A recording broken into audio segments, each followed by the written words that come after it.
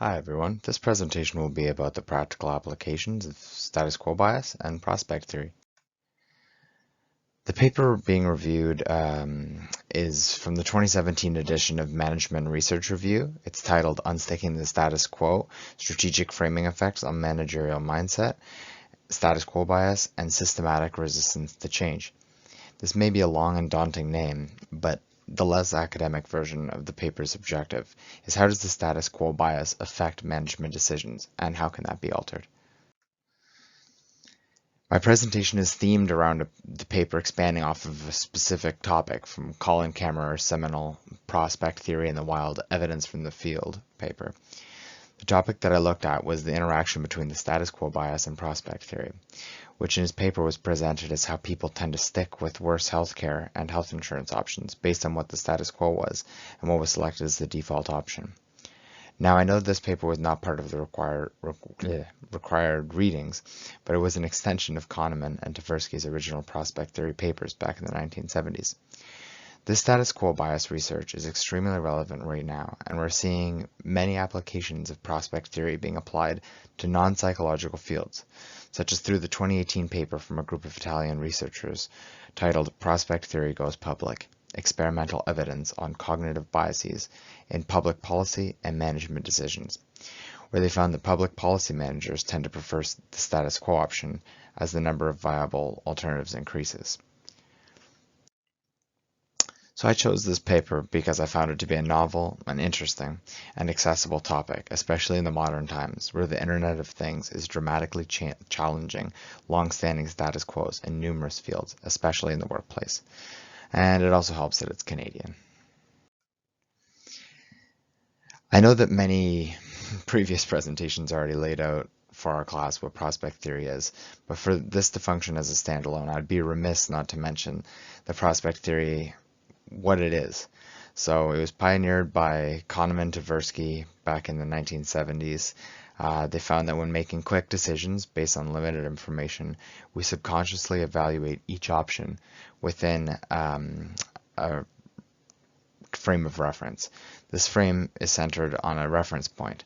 Now that reference point acts as an inferred measuring stick against which each prospect or option is evaluated. The rules of this evaluation, as we've learned in the class, are known as heuristics. They mentally run specific comparisons between what we perceive and what we know. So prospect theory also says that within intuitive judgment, we subjectively weigh options based on perceived outcomes. Prospect theory relies on findings that humans prefer certainty, the certainty effect. They dislike risk aversion, and they also really, really hate loss conversion. As well, the status quo bias. Researchers have found that when considering leaving the status quo, the perceived loss in leaving looms larger than any perceived gains in a ratio near 2 to 1. So in this case, the prospect theory reference point is the status quo, and the heuristics used to lead a poor evaluation of the alternative. Thus, the status quo bias, which was first named by Samuelson and Zeckhauser in a 1988 paper, is a cognitive bias that elicits a choice of certainty within a known situation over the perceived loss or uncertainty of trying something different. So next, since the concept of telework is pretty integral to the whole study, I feel like I should probably define that for you as well. So the word telework is defined here as the regular substitution of technology for work-related travel to work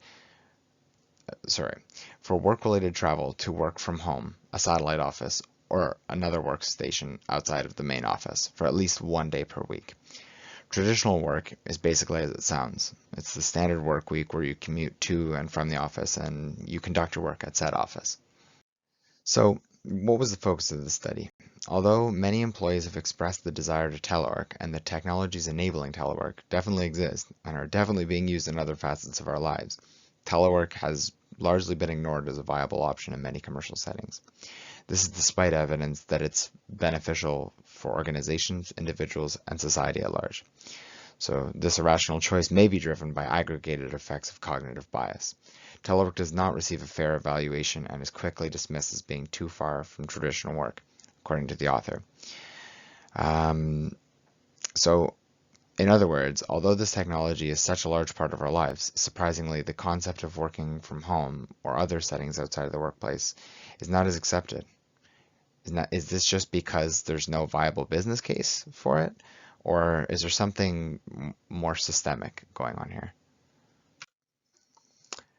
So, as kind of alluded to before, keep in mind this is looking at this through a business lens. The managerial mindset and cognitive bias can impede transformation strategies, meaning changing of a business drastically. Specifically, in regards to telework, many employees express a willingness to telework, but few employers enable it, as the status quo is a daily commute to and from the traditional workplace. The authors designed 2 studies to test if framing interventions could help break down the status quo and alleviate the bias going on against telework. So what did they find? Before I get into the methodology, it might be just good to increase saliency if I tell you kind of what they found.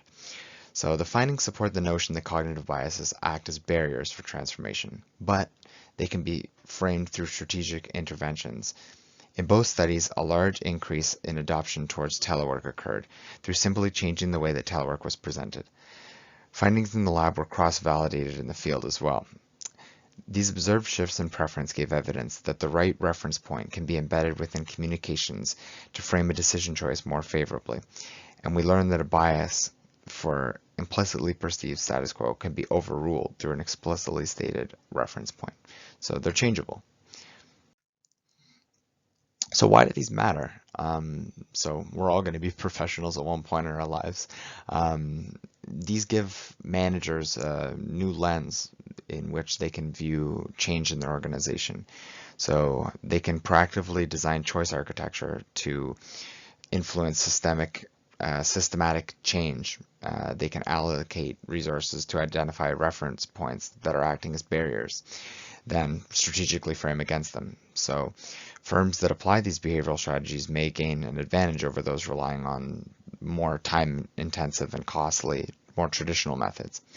This cost-cutting efficiency boost could further propel psychology's relevance in business and economic contexts. As well, we live in a world where digitization and needs for corporate agility are ever growing. So understanding how to overcome a status quo bias in the future will likely make or break many companies, even big ones. These findings also have a plethora of potential extensions beyond organizational change, but we'll cover those after. So you might be wondering, how did they come to these grand findings? So they did 2 studies. One was a quasi-experiment with 146 different business students. So a quasi-experiment is an experimental type that's used to estimate causal impact, sort of like a traditional experiment design or randomized controlled trial. However, they don't have the random assignment element of a traditional experiment. So that brings up its own kind of issues, but that's discussed later. And the other second experiment is a field experiment trying to replicate the findings from the first study where they involved senior decision makers. So study 1 tested 3 propositions. So proposition 1, if a perceived status quo is traditional work, it is proposed that the other option, telework, will be evaluated as a loss or a risk when compared to traditional work, and that the majority of decision makers will choose non-adoption. They're going against the grain. Proposition 2 is that if an implicitly stated status quo is telework, it is proposed that telework will be evaluated as a possible gain when compared to traditional work, and more decision makers will choose adoption than the control group. Well, that's at least what they think.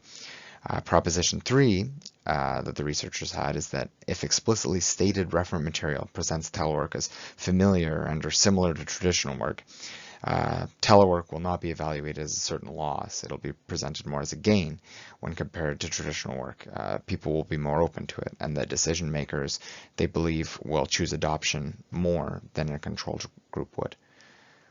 So how was study one conducted? Remember, study one is the one with the students and the quasi-experiment. So 4 groups, we'll label them A, B, C, and D, were exposed to differently framed telework presentations and asked to make an immediate checkbox decision indicating whether they would adopt a telework program. Think of like System 1 thinking, immediate. Each telework presentation was based on a case vignette describing a hypothetical role and a situation. This vignette prompted participants to imagine themselves as organizational decision makers, considering the adoption of a telework program. The hypothetical element is standard in experimental control for behavioral and strategic economic research.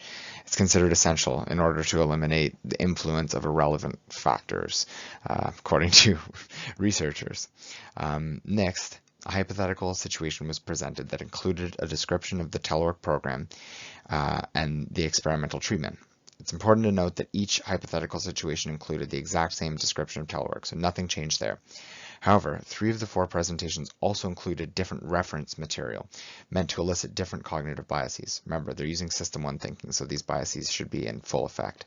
The 4th group was a control group that only received the telework program description, so no other extras. The embedded frames of reference were based on 3 experimental conditions. So 1, traditional work as the status quo, 2, telework as the status quo, and 3, telework as a more familiar construct with more similarities to traditional work. So the H's that you're seeing here connecting these groups represent the different interactions that they are meant to have within one another based on the different conditions imposed between them and different hypotheses being tested between them. The differences in results between these groups will test different elements of the original 3 propositions. H1 represents the difference between the standard telework definition and the participants being framed that traditional work is the status quo. They anticipate that more of Group A will not adopt telework compared to the control group because they're just reinforcing that status quo. H2 represents the difference between the standard telework definition and the participants being framed that telework is the status quo. So they anticipate that more of Group B will adopt telework compared to the control group because now it's changing their frame of reference towards away from traditional work being the status quo towards telework being more normalized. H3 represents the difference between the standard telework definition and the participants being given different terming of telework. So changing the name to something more familiar, such as flex pace, and being assured that this flex pace enables the same work as traditional work. They anticipate that due to familiarity and similarity biases, more of Group C will adopt telework compared to the control group. So for additional rigor, they added a 4th dimension to this, which is H4, which suggests that since the implied perception is that most people already believe that status quo is traditional work, the conditions applied on Group A are more of a reinforcement of existing beliefs instead of an actual change. So therefore, Group B, where an entirely new status quo is being established, the results should deviate further from the control group. So the entrenchment should be more shallow in Group A than Group B because it's the way that it's being framed is just in Group A is just a reinforcement instead of a complete change. So they believe that will affect it. So the results. Now, first glance at this crosstab, you can see that adoption rates within the conditions meant to increase the adoption of telework, they're considerably higher than the control conditions. So you can see Group B and Group C, the adoption they predicted to increase, and as you see, compared to the control Group D, it did. This also shows that H2, positive framing of telework, should boost adoption. It did. And H3, similarity, familiarity, they have some validity to them. However, you might notice that H1, which you can see here as Group A, or the traditional framing, was meant to actually decrease adoption rates of telework. However, strangely enough, it actually increased it. So the author also found this strange, but so she conducted a chi-square analysis, and she found that it's statistically insignificant. Therefore, that increase is sort of irrelevant. As well, all the other results prove significant, including H4, that the new status quo would cause the results to deviate further from the control than simple reinforcement of existing beliefs. So after finishing the first study, the researcher was left wondering two things. One, does the student's behavior actually track in the real world? Does it get replicated in the field with real managers? And two, how does loss aversion play into this? Does losing advantages change anything? So study 2 tested 3 propositions as well. Propositions 1 and 2, as you can see in the picture here, are the same as study 1. But they swapped out familiarity and similarity from the first study for loss aversion for the third proposition. So just to spell it out, proposition 3, if an explicitly stated referent material presents telework as having benefits that are not present in traditional work, it is proposed that telework will be evaluated as preventing a loss when compared to traditional work, and more decision makers will choose adoption than in the control group. And by adoption, I mean adopting telework. So now, how did study 2 actually get conducted? So the subjects this time were business professionals, and they were randomly assigned into groups and presented with telework brochures. They were framed with additional reference material as per their conditions. So condition 1, sort of like the last one, traditional work is the status quo. Same as the last one, telework is the status quo. Now the different one here is they took telework is beneficial to the environment. So that's that loss aversion. That's the benefit that it gives you over traditional work. It is more beneficial to the environment than traditional work. And then the fourth group, which served as a control group, they received the traditional telework brochure without any additional material. So all brochures included a vignette that began with the role description. So in this study, you're being asked to consider adapting a trial telework program based on the following information, followed by a standard description of telework. So working 1 or 2 days at the central office and then remotely for the rest of the week. Then for each condition, additional reference statements were embedded within the program description to elicit a different treatment of reference. So group A, which is the same as before. So under the traditional condition, the information was framed with referent material, framing that traditional work was the status quo. They anticipate the same results as before. Group B, same thing. They framed telework as the new status quo. So they anticipate the same results as before, an increase in telework adoption. Group C, this is the different one.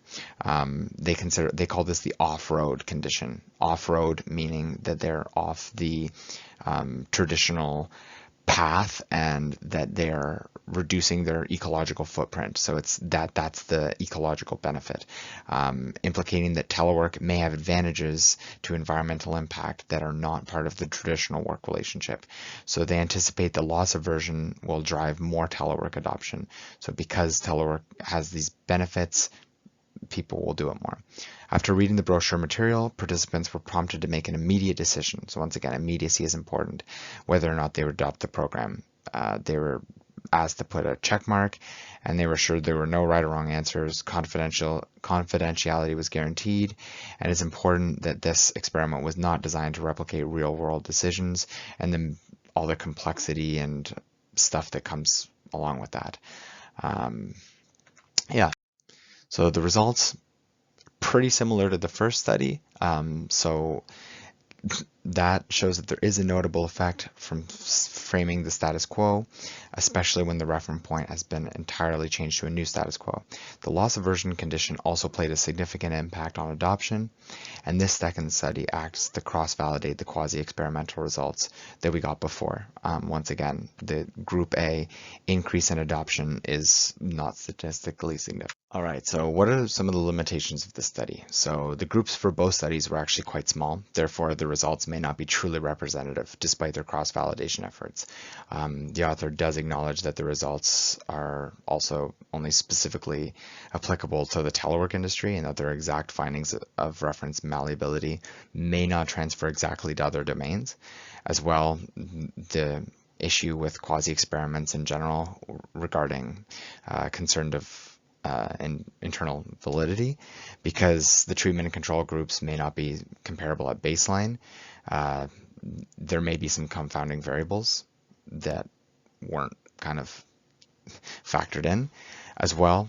Study 2 uses a framing of telework being more environmentally friendly, but their sample of decision makers was from the oil and gas industry, so not one that's typically associated with environmental conscientiousness. So I feel like that might be a confounding variable right there, given that I feel like oil and gas execs may have a complicated relationship with environmental friendliness, whether that's overcompensating because they feel like they have to, or undercompensating because it's just in their best business interest not to. So some extensions. So further status quo bias research in other fields, such as use of disruptive tech in education. I think that'd be really interesting to see as well.